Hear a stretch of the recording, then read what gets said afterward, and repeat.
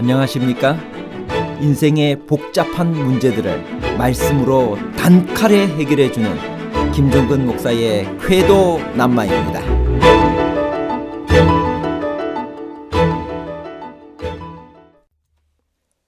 하나님을 보고 살 자가 있을까요? 모세와 지도자들이 하나님을 보았다는 말의 의미는 무엇일까요?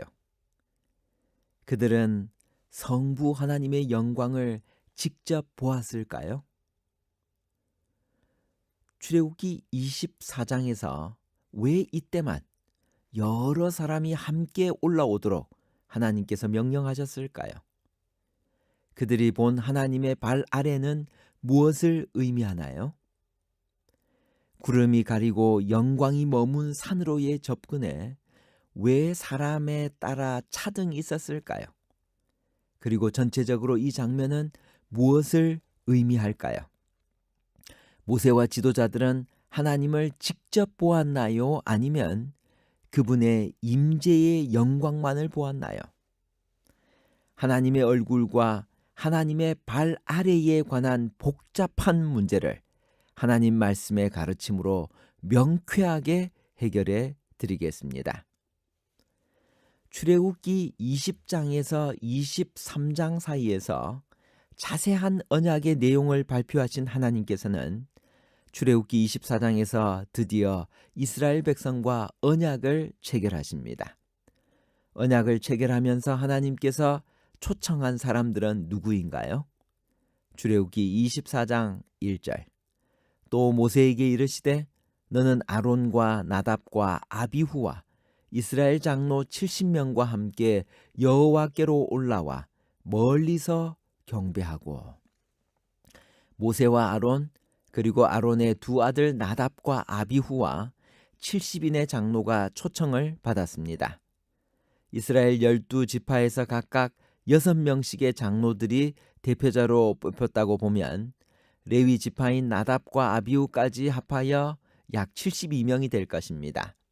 나답과 아비후는 아버지의 뒤를 이어 대제사장이 될 사람들이기 때문에 레위 지파의 대표 속에 포함되었을 것입니다. 그러나 아론의 뒤를 이은 나답과 아비후는 후에 어떻게 되었나요? 레위기 10장 1절 2절.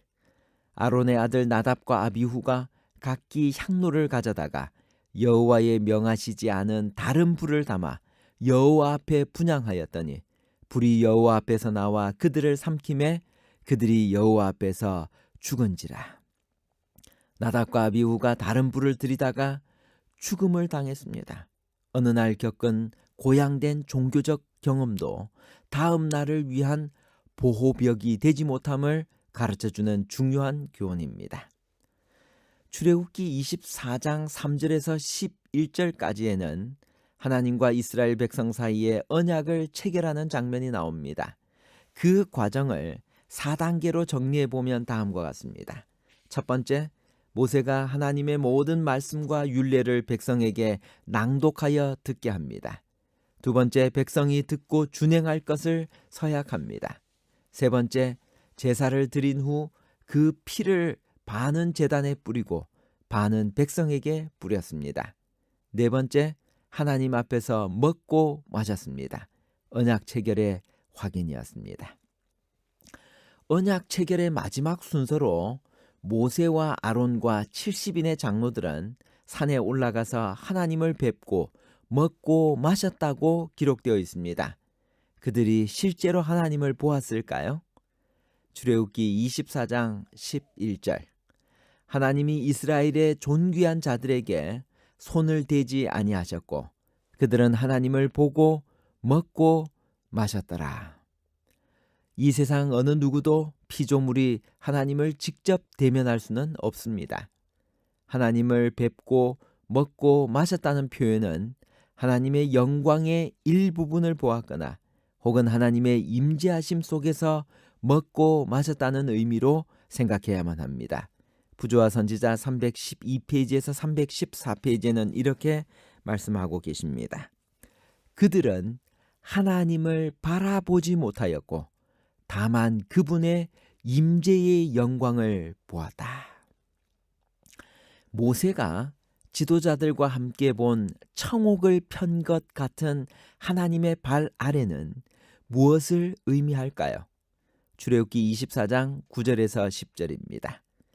모세와 아론과 나답과 아비후와 이스라엘 장로 70인이 올라가서 이스라엘의 하나님을 보니 그의 발 아래에는 청옥을 편 듯하고 하늘같이 청명하더라.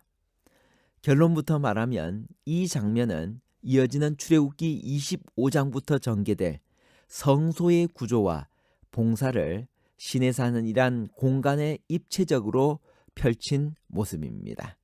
이제 그 증거들을 하나씩 살펴보겠습니다. 첫째로 모세와 함께 시내산에 오른 새로운 인물들은 아론과 그의 두 아들 요수아와 갈렙을 포함한 이스라엘 장로 70인들입니다. 이들 새로운 등장인물들의 대표는 아론입니다. 하나님은 모세에게 함께 올라오라고 한 지도자들 중에 아론을 맨 먼저 언급했습니다. 즉, 너는 아론과 함께 올라오라고 하였습니다. 이 구절은 출애굽기 19장 24절의 세부적인 묘사의 확대입니다. 거기에는 너는 내려가서 아론과 함께 올라오라고 오직 아론만 언급됩니다. 이렇게 모세와 함께 시내산에 오르는 인물들 중 아론을 강조하는 것은 곧 그가 전담하게 될 성소 담론이 본격적으로 시작되기 때문입니다.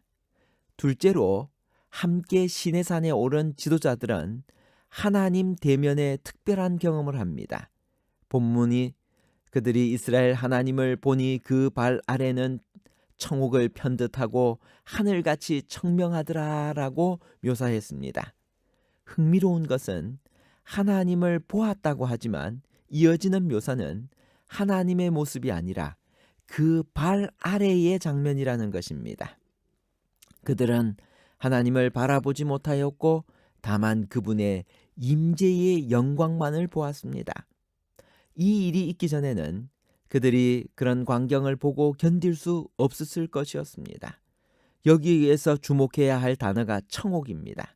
이 단어는 히브리어 사피르를 철자 그대로 음역한 영어 단어인 사피르나 청금속으로 번역이 됩니다.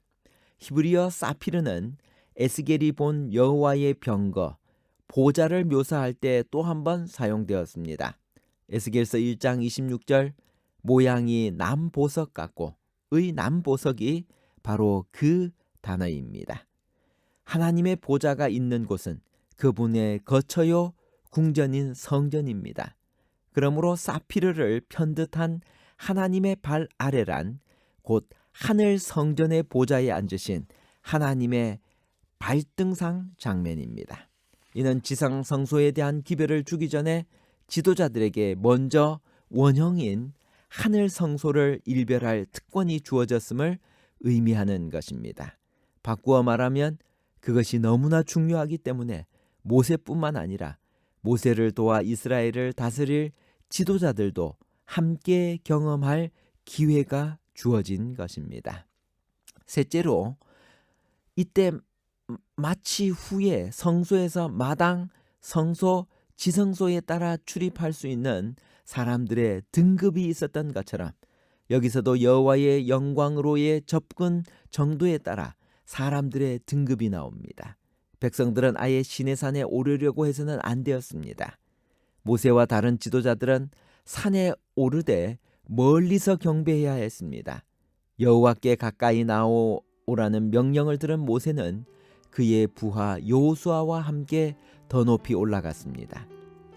마침내는 모세 혼자 산에 오름에 구름이 산을 가리었습니다.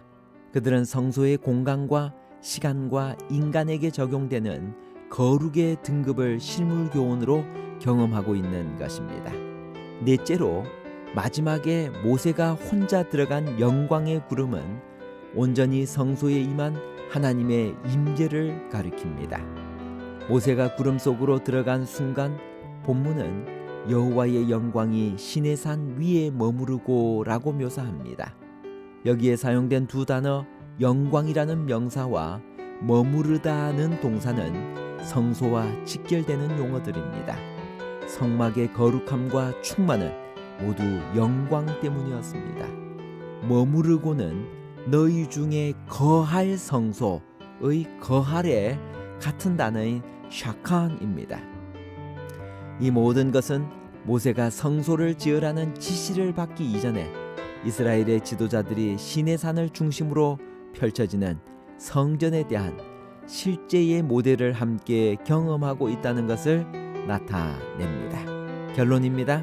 첫 번째, 언약을 체결하면서 하나님께서 초청한 사람들은 아론과 나답과 아비후와 이스라엘 장로 70명이었습니다. 두 번째, 언약 체결의 마지막 순서로 모세와 아론과 70인의 장로들은 산에 올라가서 하나님을 뵙고 먹고 마셨다라고 기록되어 있는데, 이 의미는 그들이 하나님을 직접 바라보지 못하였고 다만 그분의 임재의 영광을 보았다는 의미입니다.